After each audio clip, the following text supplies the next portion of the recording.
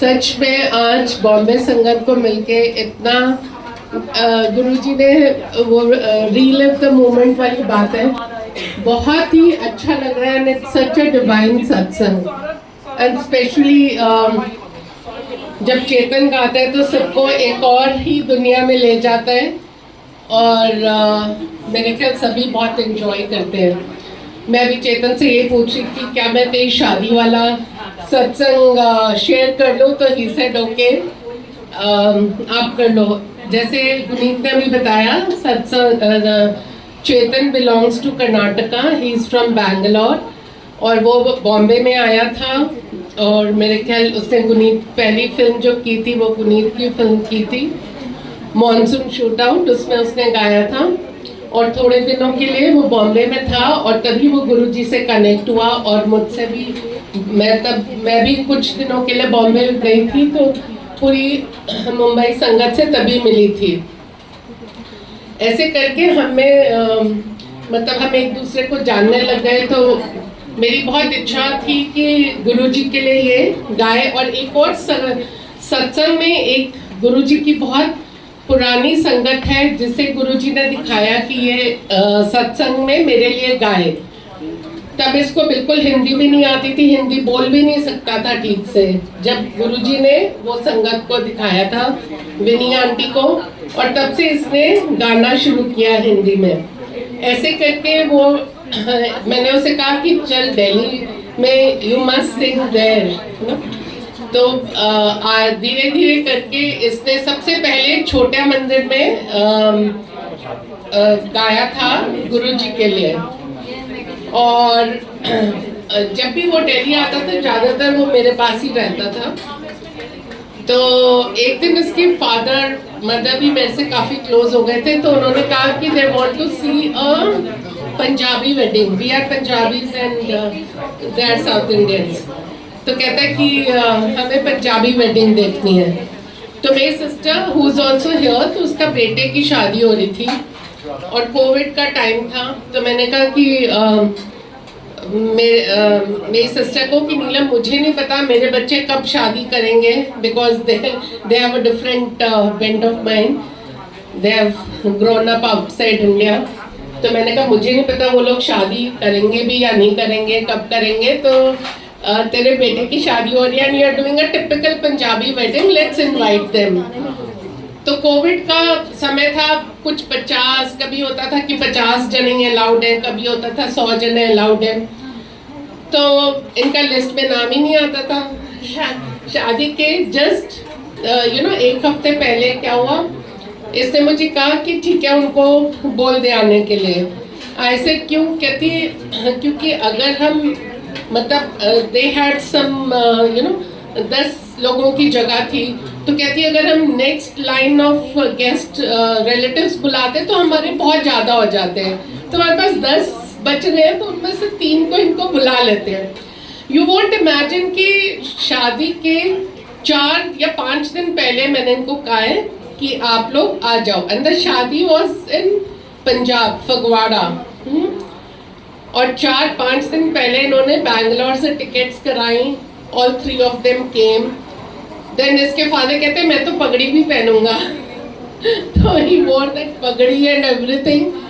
और उन्होंने अपनी पोस्ट की पिक्चर इंस्टा वगैरह पे, तो किसी ने कहा कि अच्छा आपकी बेटी की शादी है। ही सेड नहीं हम एक और शादी में आए हुए हैं पंजाबी वेडिंग में।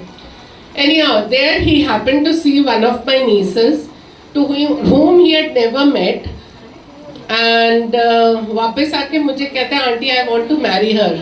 मैं कहा आर यू मैड, मतलब मेरे का बल्कि मैं खुद पिट जाऊंगी घर में कि तुम कैसे अपने फ्रेंड्स को लाके घर में भी रखते हो कि आज वो कह रहे कि I you want to marry niece of mine. I said number 1 you are a south Indian और हम लोग पंजाबी हैं। मेरी नीस जो है she is good educated, good to look at and all that. मैंने कहा क्यों करेंगे वो शादी ना तुमसे एक मद्रासी से शादी क्यों करेंगे Punjabi. That's why he's gone to the washroom. Anyhow, what I'm saying, it was a Guruji's blessed शादी तो मैंने कहा बाबा मैं तो बिल्कुल बात नहीं करूंगी क्योंकि मेरे को तो खुद मेरी पिटाई हो जाएगी. I am youngest in my family and no one takes me that seriously at home. तो मैंने कहा यार मैं नहीं कर सकती. तो मैंने कहा मेरी सिस्टर है उसी से तू बात कर. एंड उसका बेटा जाने वाला था कनाडा वापस, जिसकी शादी थी. मैं कहा जिस दिन वो वापस जाएगा उस दिन बात करना, उससे पहले मत करना.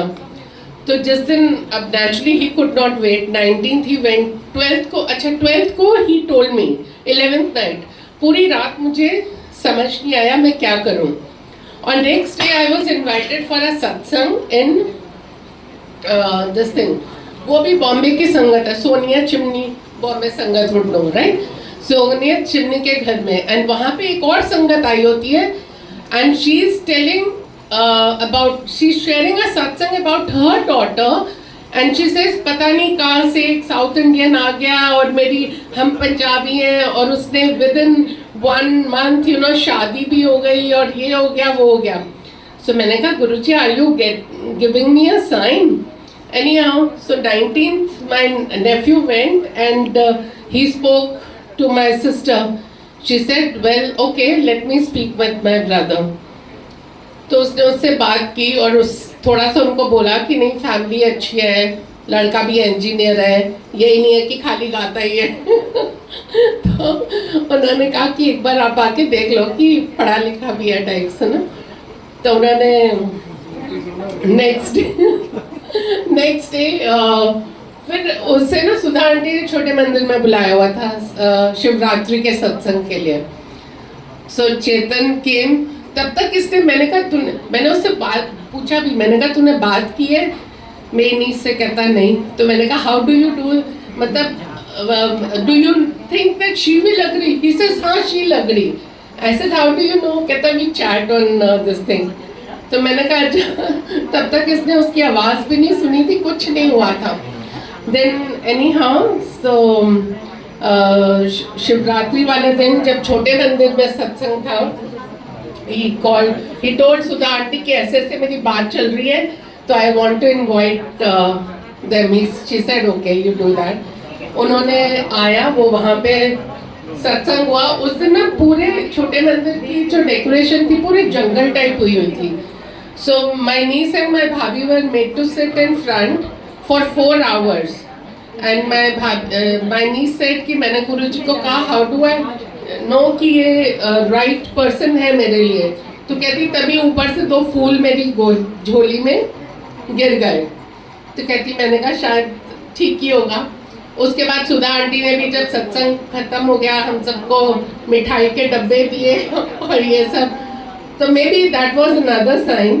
3, 4, 5 दिन लगे टू कन्विंस माई ब्रदर, भाभी and other family members. But somehow finally they got married and I think they are happily married. That's all they say. Thank you Guruji. Shukrana Guruji.